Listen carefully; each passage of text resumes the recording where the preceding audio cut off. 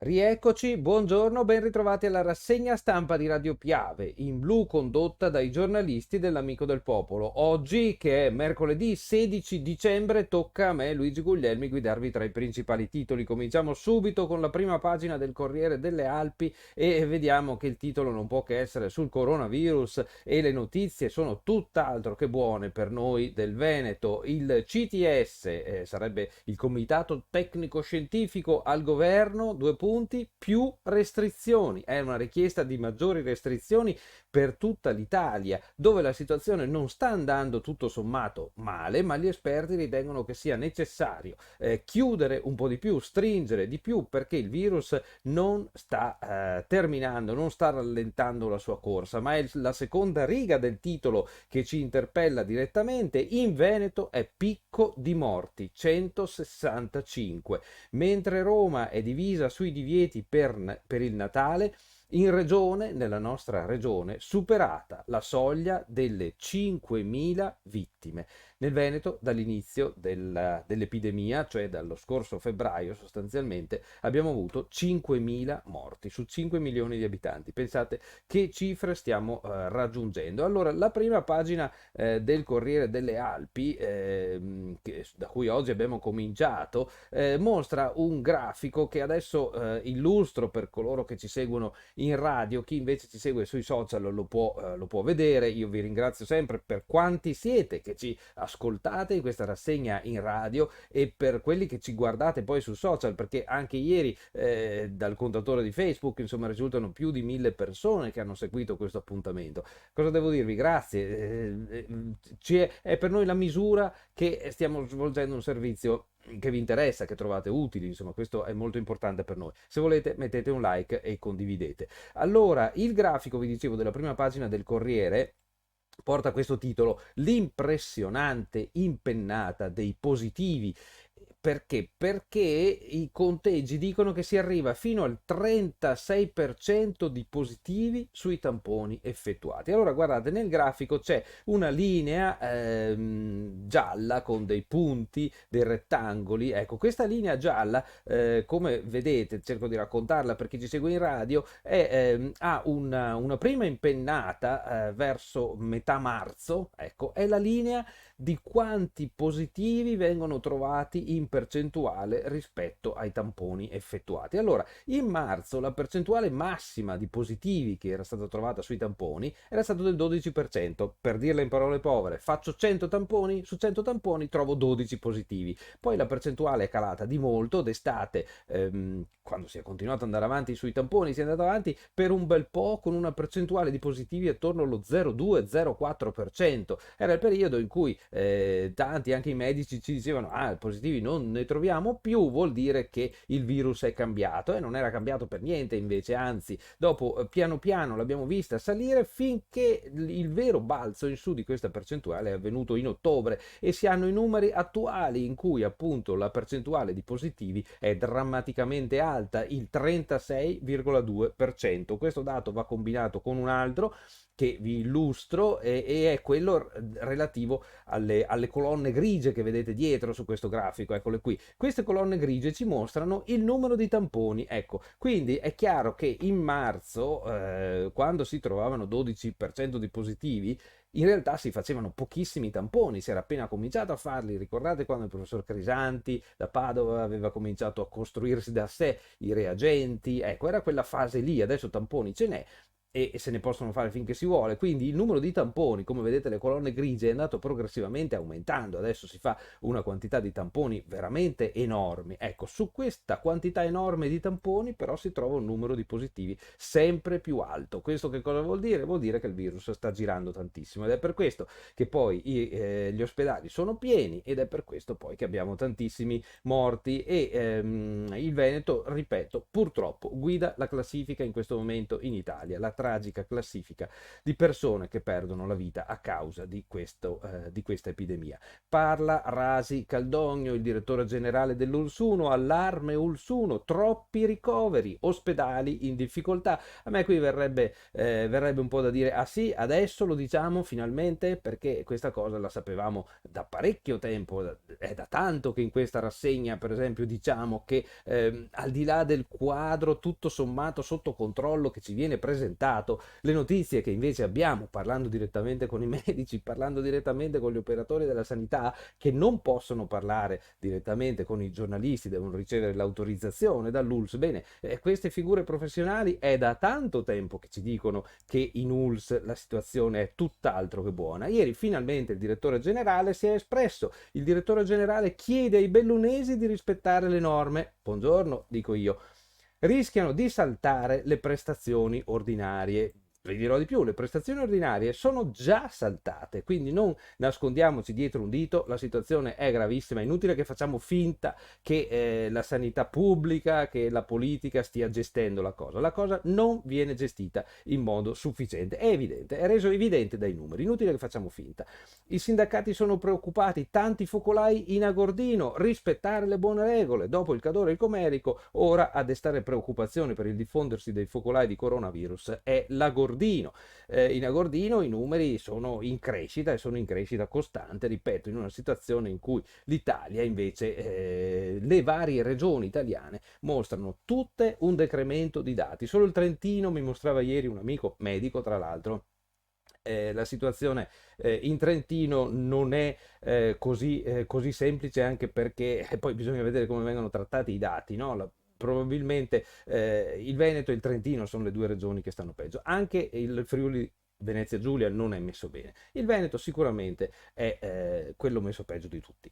L'emergenza maltempo, cambiamo un attimo, conto da 40 milioni di euro per i lavori più urgenti, questo è sempre uno dei titoli di prima pagina del Corriere delle Alpi di oggi. In questi giorni si tirano i primi bilanci del recente maltempo.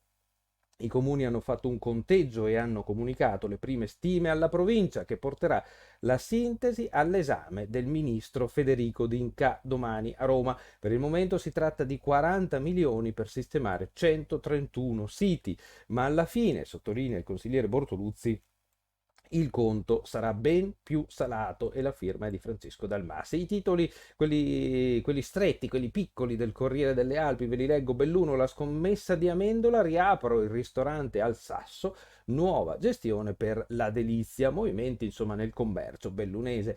Ponte nelle Alpi, fiamme all'alba nel garage di una villetta di via Zattieri, vigili del fuoco mobilitati. E Livinallongo, il comune compra un edificio per dare affitti calmierati a chi lavora in casa di riposo. È un modo per cercare di trovare il personale di cui c'è fame veramente, quello che operi nelle case di riposo. Economia, la Manfrotto porta a Feltre la produzione ora in Oriente. Queste sono le buone notizie, a cui dedicheremmo la prima pagina se non ci fosse questa schifezza di questo coronavirus che ci impone di puntare sempre su quello per capire qual è la situazione reale nelle nostre vallate, oltre che nel Veneto e in Italia.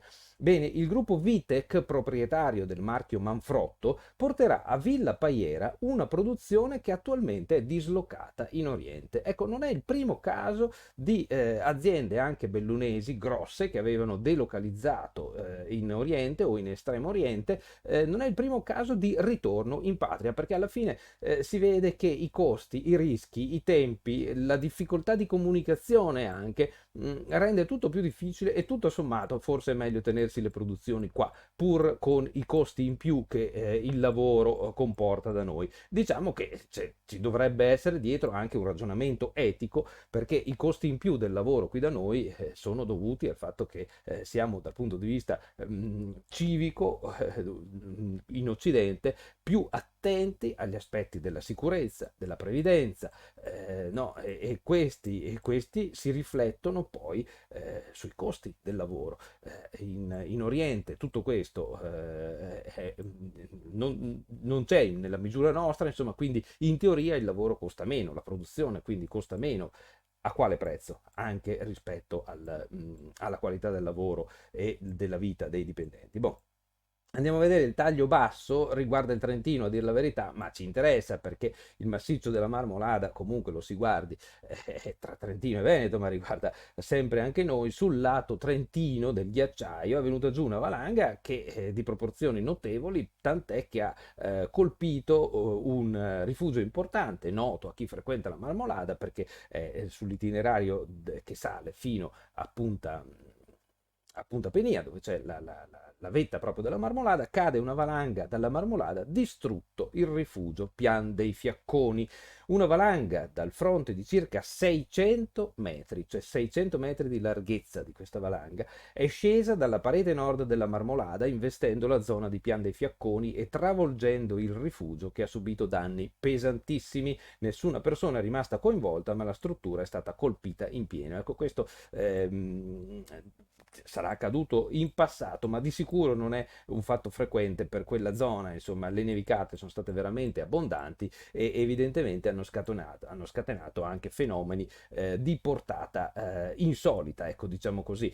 Allora andiamo avanti con il Corriere delle Alpi. Le prime pagine, lo sapete, sono sempre lo sfoglio sul nazionale, no? Quindi diamo un'occhiata veloce finché non troviamo titoli che interessano la provincia di Belluno. Corsa dell'Unione Europea per il vaccino entro l'anno, anticipata al 21 dicembre la riunione per l'ok. L'EMA, che sarebbe l'ente europeo che autorizza la diffusione dei farmaci, accelera. Italia e altri 7 paesi, il via insieme, c'è il pressing di Berlino. Questo dovrebbe portare appunto all'inizio, a metà di gennaio, alla somministrazione delle prime dosi anche in Italia. Arcuri ottimista. Noi siamo pronti, ma ci sono ritardi nel reclutare i medici. Anche qui cerchiamo di smetterla con le finte buone notizie, perché dire che noi siamo pronti, oppure che a livello nazionale, oppure dire come fa Zaia che ogni malato nel Veneto trova un posto letto in ospedale. Ecco, diciamoci la verità che forse è meglio, anche perché così sapremmo anche forse meglio che rischi stiamo correndo e ci comporteremmo anche meglio se ci venisse detta la verità. Il consigliere del ministro Ricciardi, ma per la copertura di massa servirà tempo, stiamo ancora parlando del vaccino, l'immunità di gregge ci vorranno molti mesi, forse alla fine del 2021. Oppure forse non arriverà mai, diciamoci la verità. Ricciardi con il sì dell'AIFA, in 2 ore il siero sarà in Italia. L'AIFA è l'agenzia italiana invece per il farmaco, che deve a sua volta dire di sì al vaccino. Zaia, situazione pesante. Dico sì ad una stretta, ma il governo ristori l'economia in ginocchio. E stamattina i titoli dei giornali sono proprio sul fatto che il decreto sui ristori ha già passato il vaglio di una Camera, adesso attende l'altra, e quindi insomma dovrebbe arrivare presto la possibilità di un rimborso, in qualche modo di un ristoro, come si dice, per le attività economiche che sono in ginocchio a causa del coronavirus, soprattutto a causa delle chiusure imposte per legge. E qui è logico che se il governo impone una chiusura, chi chiude non è che chiuda per via delle leggi del mercato, chiude per le leggi dello Stato, quindi è giusto che lo Stato pensi anche, se possibile, a ristorare almeno in parte la chiusura forzata. Poi potremmo interrogarci sul perché siamo costretti a queste chiusure forzate e perché siamo costretti a immaginare dei rimborsi che poi paghiamo tutti noi, anche i soldi che verranno dati al negozio di scarpe, voglio dire, alla fine li paghiamo tutti noi cittadini, e perché li paghiamo? Li paghiamo perché il nostro comportamento irresponsabile ha portato alla diffusione del virus, ma come ormai si evidenzia su molti giornali, anche ieri sul Corriere della Sera, sul Gazzettino, eccetera, ricordiamoci che la gente non ha tutta la responsabilità. I politici, come ha fatto ieri Zaia, non possono scaricare su noi gente, su noi popolazione, tutta la responsabilità, perché se riceviamo indicazioni continuamente contraddittorie, è stato fatto l'esempio, no? Ci si dice che dobbiamo andare a spendere i soldi nei negozi locali, c'è perfino il meccanismo del cashback per avere la restituzione subito dei soldi, questa è una legge nazionale, una trovata nazionale, e poi ci si dice no, non potete assembrarvi nei negozi. Ma se mi hai appena invitato ad andare nel negozio, poi non puoi vietarmi di andare nel negozio. Insomma, potremmo dirla lunga anche sulle indicazioni contraddittorie che la stessa nostra regione ci ha dato sulla gravità della situazione, no? Ecco, ma insomma questi sono discorsi. Il bilancio si tirerà poi, per ora il bilancio è quello dei morti e delle persone che stanno male, che ripeto non sono numeri, sono persone, ricordiamoci sempre quando parliamo dei morti. Eccolo qua, pagina 5, il giorno più nero, 165 lutti, boom di contagi, mai così tanti nel Veneto, superata la soglia delle 5.000 vittime, impressionante impennata dei positivi, arriviamo al 36% come dicevamo sul totale dei tamponi effettuati. La mortalità è cresciuta del 9% e i giovani infettano gli anziani. Ecco, anche qui teniamolo presente questo dato, perché è inutile che poi tra pochi giorni ricominciamo a dirci sì, ma le scuole è meglio aprirle, mio figlio si annoia a casa, è giusto garantire la socialità. No, non è possibile, se non è possibile non si può fare, quindi insomma mi raccomando, cerchiamo sempre noi cittadini di applicare la testa dopo che abbiamo letto le notizie, cercare anche di ricordare. La seconda ondata spaventa l'ULSS 1, gli ospedali sotto pressione, sono sotto pressione. Scusate la mia ironia, ma mi viene un ma va, ma davvero? Il DG Rasi Caldogno chiede alla popolazione il rispetto delle regole, altrimenti rischiano di saltare le prestazioni ordinarie. Così è la situazione. La sanità non ha saputo sicuramente governare la gravità della situazione e adesso ci viene detto che gli ospedali sono sotto pressione. Altro che sotto pressione, sono messi veramente male, questa è la realtà, con di nuovo, ricordiamoci da ieri, 211 ricoverati negli ospedali bellunesi dalle tabelle ufficiali di Azienda Zero, che di solito è sempre in ritardo. 211 vuol dire il massimo mai raggiunto ieri del numero di persone ricoverate con Covid negli ospedali bellunesi. I ricoverati sono tutti persone che stanno male, persone che hanno bisogno dell'ospedale, che non possono essere curate in casa, per intenderci. E 200 persone ricoverate vuol dire una percentuale altissima dei posti normalmente disponibili in ospedale. Volete un altro numero? Eccolo qui, il bollettino decessi del mese di novembre più 51% rispetto allo scorso anno. Non accenna a calare la curva relativa al contagio. Ieri registrati 224 casi, ieri io vi ho detto 211 nelle tabelle ufficiali, l'ULSS si dice che sono 224, di nuove positività, morti 2 anziani pazienti. Allora, se ieri sono stati registrati 224 casi di nuove positività, 211 vi dicevo dei ricoveri, questi sono i positivi registrati ieri. I positivi registrati ieri non sono i 340, non so quanti erano positivi registrati al massimo qualche giorno fa, sono una cifra comunque elevatissima che ci dice di come il virus stia continuando a circolare felicemente in provincia di Belluno, no?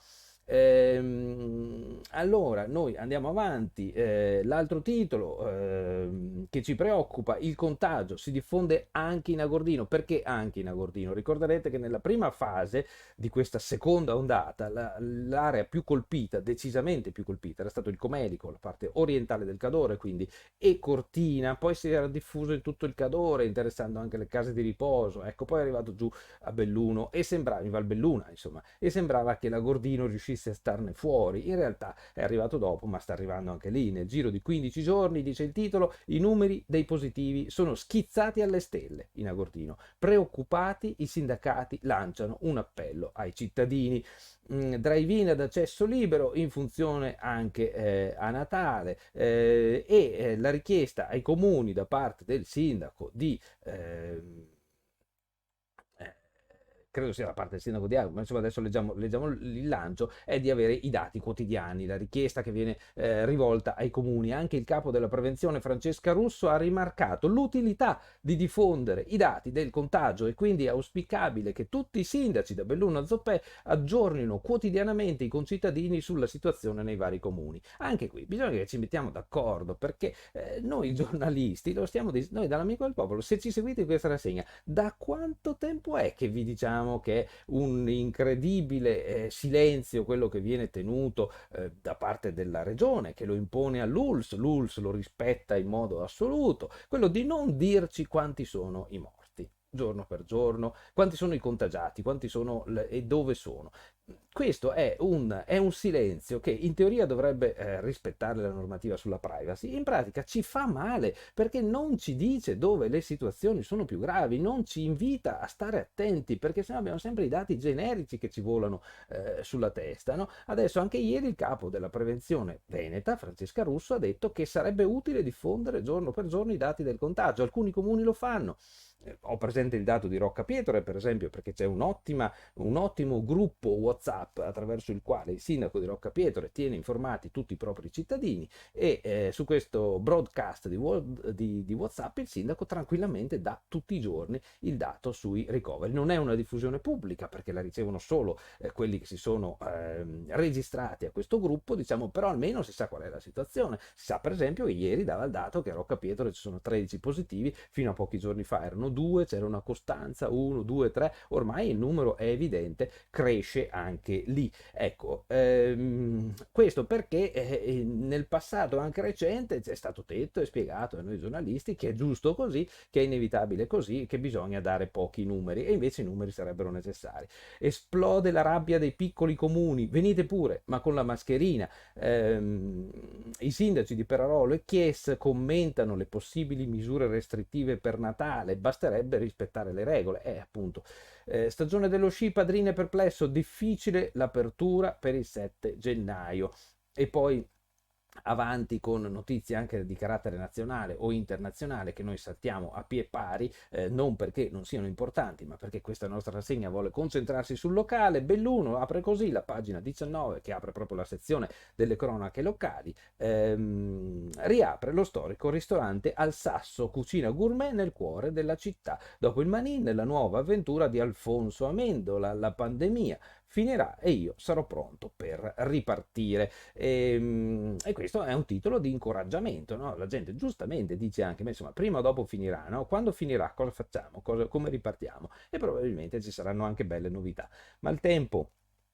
I sindaci chiedono 40 milioni, l'abbiamo visto, la solidarietà del Comelico con le scatole di Natale, lo spazio amico a Limana chiude per sicurezza, le volontarie sono a rischio. E Feltre, Vitec investe 4 milioni per potenziare Villa Paiera. Questa è una notizia bellissima, vi ripeto, perché vuol dire più lavoro qui invece che all'estero. Chissà che cominciamo a vedere anche in questo una tendenza che magari sarà stata favorita anche dal coronavirus. Dobbiamo anche guardare le cose positive che questa incredibile vicenda della pandemia ci ha portato, che costringerà a rivedere il lavoro, costringerà a rivedere l'assistenza sanitaria, tante cose andranno riviste. Io mi fermo qui col Corriere, andiamo sul Gazzettino Nazionale, scuola, ora il governo frena. So che anche questo titolo vi interessa moltissimo e ci interessa moltissimo, ho anch'io figli che vanno a scuola, il titolone è questo: il virus non dà tregua, è destinata a slittare la riapertura delle superiori il 7 gennaio. Oggi la decisione sui divieti per le festività, tutta l'Italia in bilico tra zona rossa o arancione. Allora, su questo discorso della scuola, come ho detto un attimo fa, cerchiamo di mostrarci responsabili. Sappiamo, l'abbiamo appena visto, che è accertato che nelle famiglie il virus viene portato dentro dai giovani, da chi gira, molto dai giovani che vanno a scuola. Pensare di riaprire le scuole il 7 gennaio vuol dire farci male da soli. Quindi se la decisione degli esperti sarà quella, l'indicazione sarà quella di non riaprire per sicurezza generale, per abbassare questa incredibile curva di contagi, di ricoveri e di morti, non facciamo gli irresponsabili, non facciamo gli immaturi e consideriamo se comunque il prezzo da pagare non sia più basso rispetto ai morti e ai ricoverati, che in questo momento anche in provincia si contano a molte decine. Il governo frena sulla riapertura delle scuole superiori il 7 gennaio, dice il titolone del Gazzettino e l'articolo, il lancio in prima pagina. Visto anche l'andamento dell'epidemia, tutt'altro che rassicurante. Ieri altri 846 morti. Non mi ricordo se l'avevamo già sottolineato in questa rassegna. 846 morti in un giorno in Italia. 846 persone che se ne sono andate in solitudine, senza poter salutare i propri cari, soffrendo. Non aggiungo altro. Giovanni Rezza, braccio destro di Speranza, cioè del ministro, ancora presto per dire se potremo riaprire le scuole. Già ieri Zaia comunque l'aveva detto, in queste condizioni, con questi numeri, sarà molto difficile pensare che si riapra il 7 gennaio. Intanto sarà deciso oggi il destino del Natale degli italiani, in bilico tra la zona rossa nazionale o arancione nei giorni festivi e prefestivi dal 23 al 6 gennaio, oppure per tutto il periodo delle feste. Nessuna stretta invece per il prossimo fine settimana. È troppo tardi e troppo impopolare intervenire adesso, dice un ministro di cui non si riporta il nome. Impopolare, capite? Quando un governo è debole, e il nostro governo è molto debole, il rischio è che non faccia, che non sappia prendere le decisioni giuste, anche se impopolari. E questo è un problema della politica, lo è sempre stato, lo è anche dove ci sono numeri alti, perché anche Zaia, che invece è stra popolare, visti i voti che ha preso nell'ultima tornata, anche Zaia sta facendo fatica in questo momento a prendere le decisioni impopolari, che però sarebbero necessarie probabilmente anche per il Veneto. Il focus, il vaccino, l'EMA stringe i tempi, via libera la Pfizer entro il 21, Veneto, così uccide il Covid, più 39% morti a marzo, più 44% a novembre. Ora, ehm, sui social si vedono un sacco di sciocchezze, si leggono un sacco di sciocchezze. Eh, Ci sono i negazionisti, ci sono anche quelli che magari negazionisti non sono, ma forse sono spaventati, o anche amici miei, con cui non è possibile discutere. Una delle osservazioni è proprio queste, sì, ma i morti, che sono sempre i soliti, gli stessi, lo stesso numero di morti degli anni scorsi, allora è vero che il Covid ha ucciso di più? Certo che ha ucciso di più. Il numero di morti non è lo stesso degli anni scorsi, è aumentato moltissimo rispetto agli anni scorsi. Eccolo qui, più 39% di morti in marzo, in novembre più 44% di morti rispetto agli anni scorsi. Il confronto tra 2017 e 2019 ci dice questo e oggi, no? E i dati di oggi. Zaia sì alla stretta, ma ci vogliono i ristori. Va bene, queste sono decisioni che toccano la politica, facciano il loro mestiere. L'intervista ai commercianti, cashback inutile, le vendite a rilento. Parliamo di questo. Osservatorio, nell'anno del Covid a nord-est crescono i risparmiatori più 22%. E se poi il risparmio sarà gestito e gestibile non è detto che sia un dato negativo. Videoconferenza della scuola, pirati pubblicano foto porno. Ecco, c'è anche chi trova da divertirsi, insomma, in questo frangente non proprio divertente. Moda, OVS presenta un'offerta per Stefanelle. Questi sono i titoli del Nazionale, del Gazzettino. Braccio di ferro sui colori, ma sulla scuola a gennaio. Adesso il governo frena. Ricordiamoci, appunto, vedete questo titolo, uno dice, ah, colpa del governo. E noi siamo così in Italia in questa situazione. Noi siamo lì che non aspettiamo altro che di capire di chi è la colpa. Ma di chi volete che sia la colpa? In Veneto, l'ha detto ieri Zaia, aspettiamo a fare l'ordinanza perché ci allineiamo a quella nazionale. Ieri ha detto Zaia che l'altro ieri che le scuole a gennaio sarà difficile pensare di poterle riaprire, adesso lo dice il governo nazionale. Sulla scuola a gennaio il governo frena. Cerchiamo di analizzare le notizie con oggettività e vediamo che sostanzialmente c'è una uniformità di pareri sia tra governi di colori diversi sia a livello locale, perché sembra irragionevole immaginare una riapertura se non ci sono le condizioni. Se si potrà fare, logico che tutti quanti non vediamo l'ora. Se non si potrà fare, prendiamocela tranquilla, perché bisognerà adattarsi a fare quello che si può. Niente brindisi in piazza, servono controlli severi, record di mortalità in primavera e autunno nei picchi dell'epidemia. Eccolo qui. Fatelo girare fate uno screen di questa pagina e fatela girare su Facebook e postatela quando qualcuno vi dice ma i morti non sono aumentati, perché bisogna mettersi via questi dati e averli pronti per controbattere a chi nega l'evidenza. Eppure ci sono quelli che negano l'evidenza. Zaia, restrizioni con ristori, eccetera, eccetera.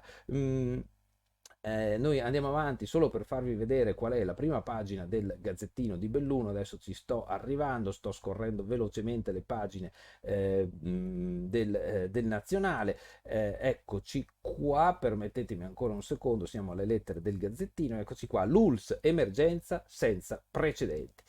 Le ironie amare, amarissime, le ho già fatte prima commentando il Corriere e qui non ne aggiungo, insomma, sta di fatto che questo titolo è un titolo veramente spaventoso, spaventoso, eppure ci riguarda in pieno perché parliamo dell'ULSS 1, parliamo dell'ULSS Dolomiti che ci dice che non siamo mai stati messi così male. Il direttore in aprile 700 positivi contemporaneamente, ora sono più di 5.000 e i ricoveri sono raddoppiati, rasi, ospedali sottoposti a uno sforzo straordinario, misure più rigide, pianura più favorevole della montagna. Ecco, io con questo mi devo fermare perché ho esaurito il tempo a disposizione. Vi ringrazio per la vostra attenzione, mettete un like, condividete, seguiteci su www.amicodelpopolo.it, comprate i giornali, Gazzettino, Corriere e l'Amico del Popolo. Oggi, verso pranzo, vi arriva l'Amico del Popolo digitale su tutti i vostri computer se siete abbonati e se avete chiesto la password a segreteria@amicodelpopolo.it, se no lo ricevete di carta domani e dopodomani.